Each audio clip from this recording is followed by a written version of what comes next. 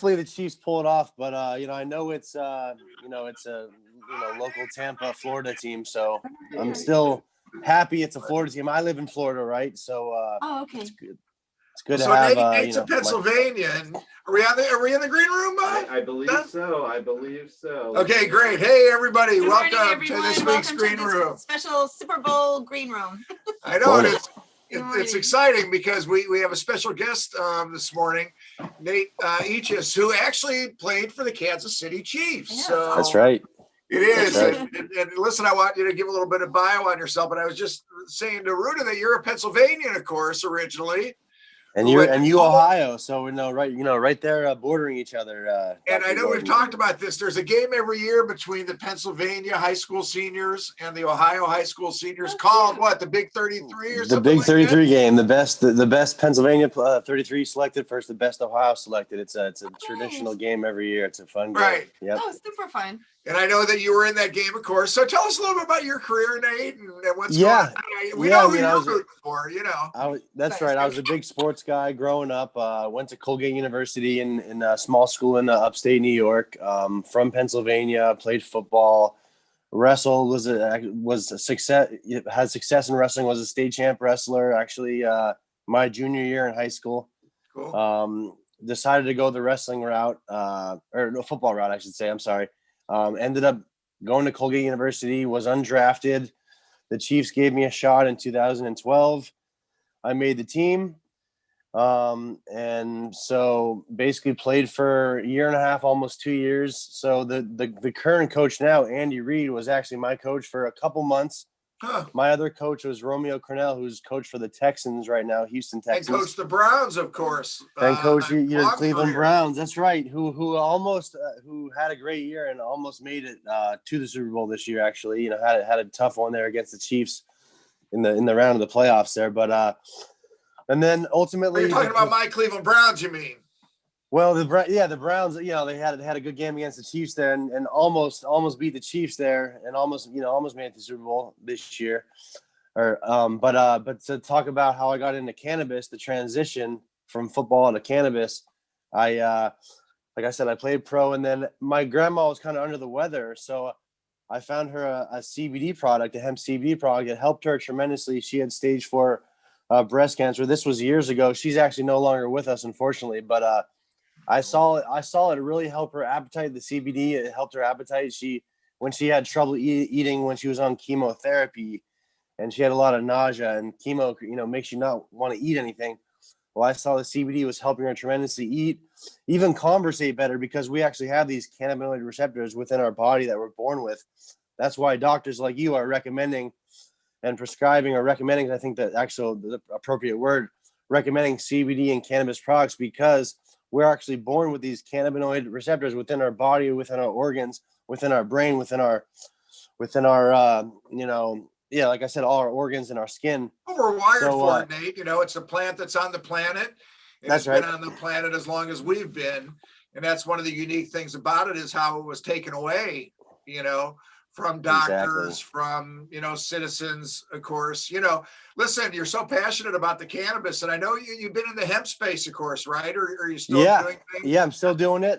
Still wholesaling hemp CBD products. I've been in this space since 2015, 16. So I've been in it for a while. A lot of people said, "Hey, you're crazy. You don't know what you're talking about." And now they're saying, "Oh, you're a genius." But I really saw it work on my grandma, the products, and then I was networking at a lot of conferences, and then ultimately met the right people and got into the industry. But I met you, years ago, probably. I think I probably met you in probably 2017, 18, in that range.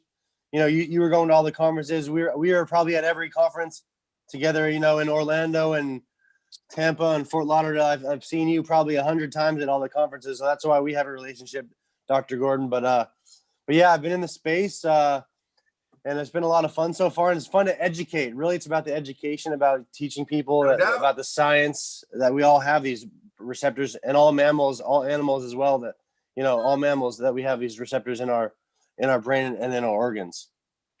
Right. And that absolutely positively is the purpose of the green room, Nate. And, listen, The green room is interesting. We talked some politics, which we avoided so far today, which That'll is be good, later. Ruta. Yeah, because I'm going to go. Well, off we're not now. out of the political soup, but we don't avoid politics, and we don't avoid politics because of how intertwined. Larry just called me on my phone.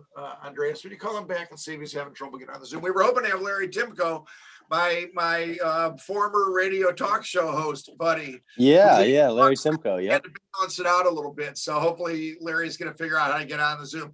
But right. Seriously, from the educational side, that's why if you look at the top corner of today's backdrop, it's the times are changing. And then I put on Twitter this morning, do you want a six pack of Bud, or do you want a lovely 1/8 ounce of cannabis Bud, right? Exactly. For your entertainment, right?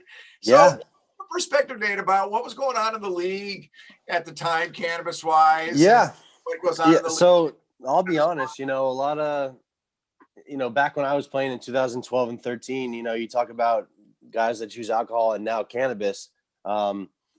You'd be surprised. A lot of guys back, 2012 and 13 when I played, that was, 6, 7, 8 years ago. But a lot of guys chose cannabis, and a lot of guys would go out and do their thing and drink. But, back then I would say probably more than 50% of the team partaked in cannabis. And the good news is I think last year they said they're not going to test anymore in the NFL for marijuana. Which was actually a great sign because we know all the benefits and how helpful and how it's an anti-inflammatory and all these other things. But it was so frowned upon, but now it's coming around. But yeah, I would say back when I played, a lot of guys, really felt like there was some kind of relief with this cannabis plant and marijuana. So they chose cannabis. I was one of those guys, to be honest, and still am to this day. And I'm when you say 6-pack or 1/8, I'm more of the 1/8 guy. Sometimes people look at you funny, but at the same time, the norm is more people are coming around to cannabis and are trying it and are realizing that it can be used as a medicine. And if you use it correctly and microdose the right way and only use it in small amounts, or some people may use it in bigger amounts because they feel like they need more of it. It can be really used as a medicine if you use it the right way. So it's about the education.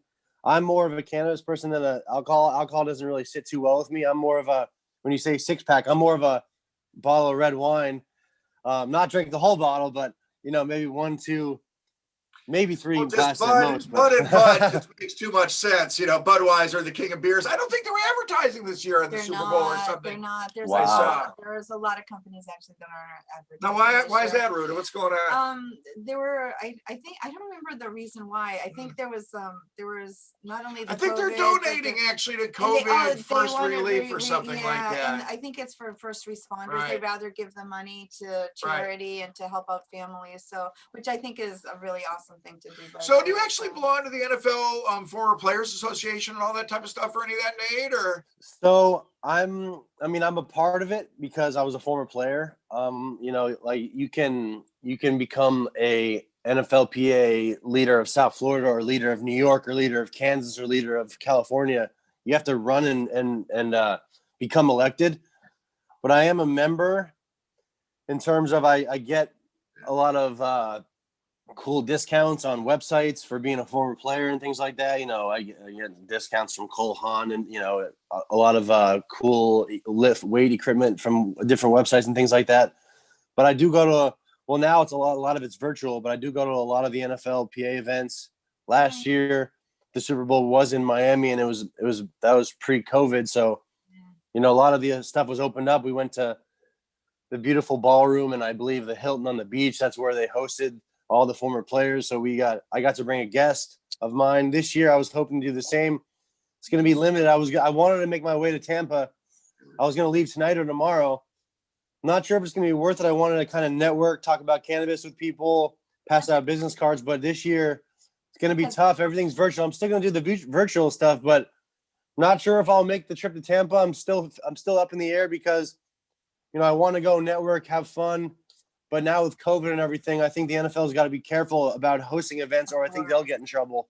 If people start to have a party of 100 people and all of a sudden the virus, and then all of a sudden the media will twist it into something bad and then start calling out the NFL for, why are they having events around the Super Bowl?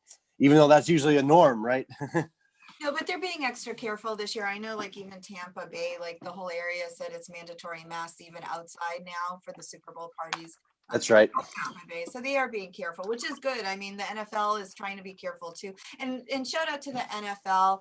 I know that Sarasota locally, Sarasota, the COVID unit, floor 5 got free Super Bowl tickets to the team there. That's amazing. Wow. So awesome, seriously, and they did that across the state. So I had a shout patient out to the yesterday. NFL for that. That was really nice. I had a patient yesterday who won tickets. She Yeah, works for super a nice. for a company that's Awesome. essential company, and they had some Very tickets. nice. They had a raffle, and she won. She's taking her 14-year-old son. Yeah. And so she good. won. Wow. Actually, 2 years ago, I won Super Bowl tickets. I won the NFL alumni fantasy football.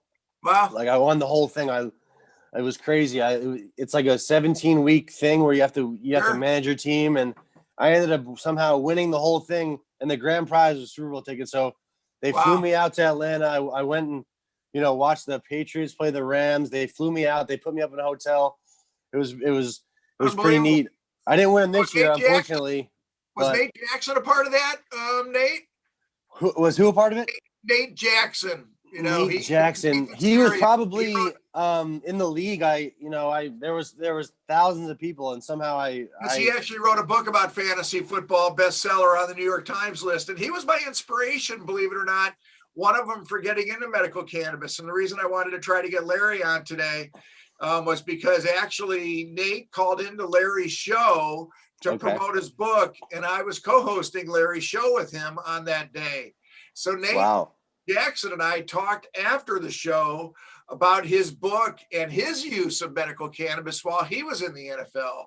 Wow. You love his book. I do know the name. I know the name Nate Jackson. So he's big in the cannabis. He's at Athletes for Care, actually, with Eben Britton and some of the other guys, Athletes for Care. Yeah, I think there might be an NHL guy, Riley Cote. Riley Cote, for sure. I know most of those guys. And once again, very much, me, Nate. I'm gonna make sure that I try to meet those people that I think can make a difference. And the reason that I love people like Nate and other athletes, but especially athletes like Nate, is that he recognizes what he can do to push the envelope a little bit, with the appropriate education. And some athletes aren't willing to step out, and do such. I mean, they're nervous, I'm sure still. Yeah. There's still with my role now, being an ex-NFL guy, I mean, there's an opportunity to be a leader in the space, like you said, to be an athlete, to be a spokesperson, to talk about the education, to talk about really why it helps, not just talk about cannabis and people, the stereotypes that it gets you high, but actually the true science, which I'm sure you're telling patients every day that we have these receptors. Like, I keep talking about it, but and the fact that, people say, well, why'd you get into, I'm more on the hemp side, but I do partake a little bit, like we talked about, with THC, but hemp CBD, industrial hemp is now an agricultural commodity. So it was passed in 2018 in the Agricultural Act of 2018, passed by President Trump, and ultimately he signed it in, and you can ship it across state lines now. That's the bottom line. It's an agricultural commodity like wheat, like corn, like oranges. It's literally a true agriculture now. I think the banks still need to figure out and learn and get everything right about it, because the banks are still a little funny when it comes to opening a bank account when you're trying to when you're having your own business in the hemp and CBD space, and the banks are acting funny still, which that needs to get worked out, which you probably know about and other people have talked about. But it's really about the education. More active move, now that there's been the change, in the Senate. And Nate, it's interesting. I follow you a little bit on Facebook, and we do talk a little bit of politics here in the green room. Can you imagine if there were conspiracy theories in regards to past Super Bowls, okay? And if there was such a distrust, seriously, in sports as there seems to be now in politics and that life. exists.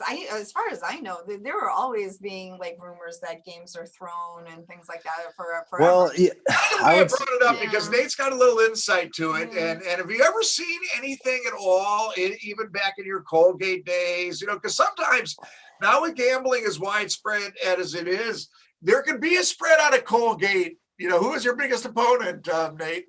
Yeah, I mean, we played all the Ivy League schools, and we played, Sure. Lehigh, Bucknell, Holy There's Cross, spreads on those games, Georgetown. There were spreads. Now it's a little more. Now that it's like even sports gambling is even more open. But you look back in the NBA when that NBA referee got caught, McDonough, or I believe his name was something along those lines. It's funny. He got caught, but he wasn't doing it by himself. That's the thing. So, you got to think there's other people doing it. No one's going to come out and say, oh, I doubt people are going to admit to doing it. But sometimes I watch the way games are refereed and I say, that looks like it was rigged, and it's unfortunate because it takes away the integrity of the game. Sometimes I don't like to even watch the games when I see referees making such bad calls that are so obvious, right?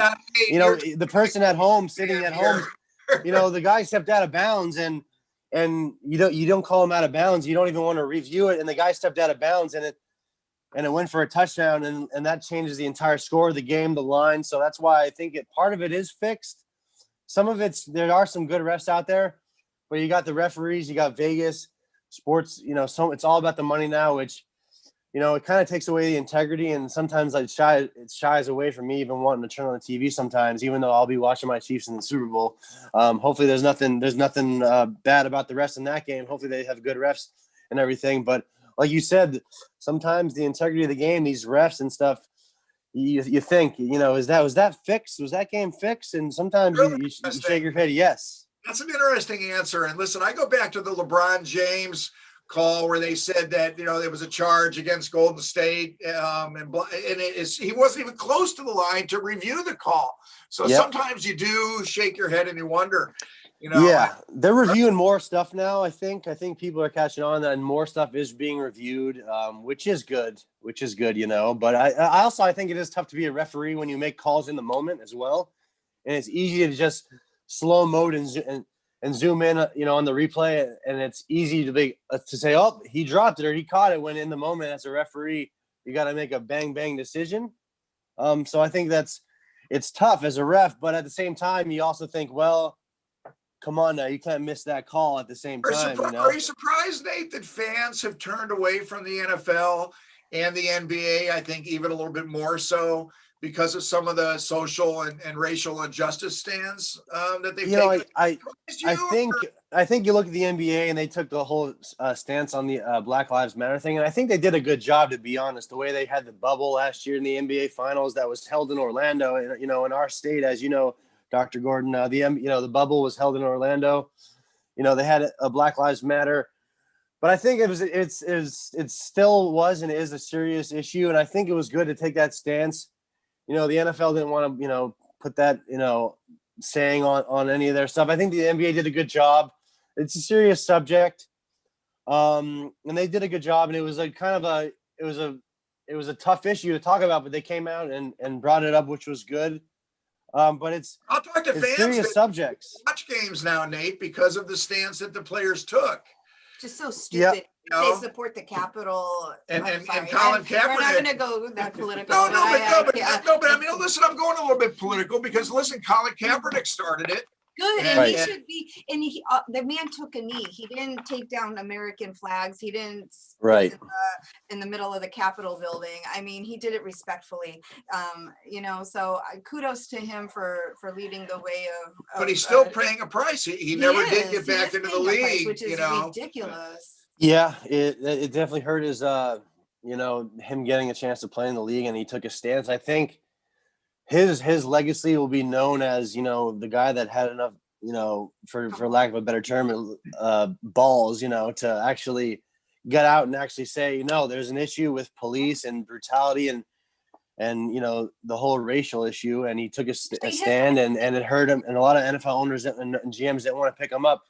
Yeah. But now I think he's found ways to make money and promote and sell, T-shirts and whatever the case may be in terms of him being the spokesman. So I think his legacy will be always remembered, even though, and he had a good football career, and things like that. legacy is going to be more important in history than somebody else's. You know what I mean? I think for him taking that kind of a stand against Yep.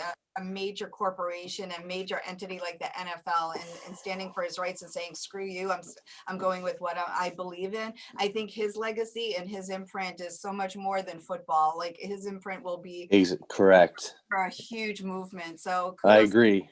I give him a lot of credit for taking that stand. So, But it just surprises me that there are still fans though that still turn away, as their social statement, and that's a sad thing. And that's a sad thing. Yep. Because, I mean, if they truly believed in the freedom of speech and freedom, all the Constitution, as they say, they would applaud the guy for doing what he did because it's his right. So, I mean, That's right. If you're going And I to think, yep, I agree. I think some people see it as, it's disrespectful to the flag, but at the same time, on the other side, it's just it's a very tough subject. And the guy, and Kaepernick took a knee, and I think people are so divided now that if you see it one way, it's a disrespect to the flag. I'm not going to watch any NFL or NBA games anymore because they're taking a knee. But on the other side, police brutality, the racial, that's even bigger than everything of what's going on today. So that stance it hurt him, but I think in the long run it's going to help him as a man. He went out and did it because he believed in it, and there's a lot of stuff going on back when he did that, and now to this day it's still an issue. But it's a tough subject to talk about. But I'm glad we're talking about it. But it's also interesting because like in Europe, like if you follow like the European football, the soccer matches, they take a knee now, all of them, because they're fighting racism in Europe. Yep. So badly. So before every game, every single soccer player there takes a knee. It's not disrespectful. Right. Exactly. To show we're against racism, period. It doesn't matter what country you're from, they're against it. So I like I said, I think he started an awesome movement, and kudos to the guy. I mean, I take my hat off to him for doing that, standing his ground. No, absolutely. It's a big statement. So listen, I don't want to get away without talking about the game a little bit because it's a huge game. It's Tampa. And listen, Nate, this was my Super Bowl nightmare, okay? And listen, you're right. The Browns played the Chiefs. Sorry, Ruta. Now we're going to get into a little dude stuff. This is your dude stuff. No, listen, the Browns. Listen, the Browns gave the Chiefs the toughest, battle I think that they're going to get. I think Tampa is going to be tough because they have the GOAT. I mean, let's face it, Brady is Brady. Oh, and can I wait? I do have to make one personal statement here. Okay. Of course. Austin, okay? That's true. You got your say. No, I do have to say this. It's hilarious to me because if you check on social media, for the decades of Tom Brady playing for New England, people from Tampa Bay were bashing him from here to Kingdom Come. Suddenly he's like Tom Brady, and we're like, oh really? Now because he's playing for Tampa Bay, he's Tom Brady. When he played for New England, they're like, oh, he sucks, he's all this, he's all that. So I'm like, okay, hypocrisy at its best. But I took that. But that was my say. But sorry. No, it's all good. I mean, listen, the Patriots fans, I think, are seeing something that's very interesting because my belief was always that the Patriots were the Patriots because they had the combination of Belichick, who's an unbelievable coach, right? And Brady. And when you have those two cogs, and Nate, I think you'd probably agree with me, when you get to the highest level, you're an unbelievable athlete just to get there. Regardless, right? Irregardless. And then there's certain things. It's your health, right? It's your coaching. It's the motivation, right? There's the luck of the bounce of the football. Right. Your diet. Yeah. Like a lot of things. No doubt. Your discipline with whatever it is, but. No doubt. But Belichick has the unique ability to put players into places and elevate their game because of his coaching and because he had the GOAT. Right. Absolutely. I was surprised that Tampa Bay really had the year that they had because I really thought that Brady was going to get beat up, quite frankly, at age 42. And I think the priority of the offensive line, right, protecting him. Mahomes, on the other hand, may end up being the GOAT because of the start that he has. And he just has, Nate, to me, the most unbelievable arm for a quarterback to be able to deliver the ball from all the different angles, from all the way up to all the way down. Right. Absolutely. And he's so dangerous that way. You talk about Mahomes, and I mean it's in his blood and genetics. I believe his grandfather and his father were professional baseball players. I don't know if you knew I that. know his father was a pitcher for the Blue Jays. Yep. So it's in his blood, but the guy's a special athlete. But when you talk about Tom Brady, you know, people want to say, well, Tom Brady, he switched to Tampa and he made it to the Super Bowl in his first year. So, you know, Belichick wasn't that good of a coach. Well, you got to give Belichick just as much credit because Belichick drafted him. He gave him a chance. You know, he drafted him in what, the sixth or seventh round, I believe. You know, Michigan, Nate, that Michigan that's right. quarterback somehow. So you got to give him credit. Killed by Browns. Then your backup quarterback runs for 13. Chad Henne, right? Huge play. Oh yeah. That was a nerve-wracking game. I thought the Browns might actually had him that game. What was that, 2 weeks ago or 3 weeks ago? 3 weeks ago by now, I believe. 3 years ago to me, man, or 3 minutes. Right. No, but I was getting to my Super Bowl nightmare. My Super Bowl nightmare was the Browns in the Super Bowl this year, 60 minutes from me. My dream, and the tickets would have been about $30,000 a piece, right? Because it's COVID. Yeah. They're going for about $4,000 a ticket now. I would have had to go back in the ER, Nate, and do a couple of ER night shifts to get on front lines to try to get into the lottery. That would have even for real. Now they're going for about $4,000 a pop. I saw they're still online for being sold for like $4,000 or $5,000. It's like, wow, it's an expensive if my Super Bowl. Ran at $4,000 or $5,000, I mean, may God strike me dead for saying it. I might even have paid. I mean, how many times is that going to happen to my team? But your team looks great.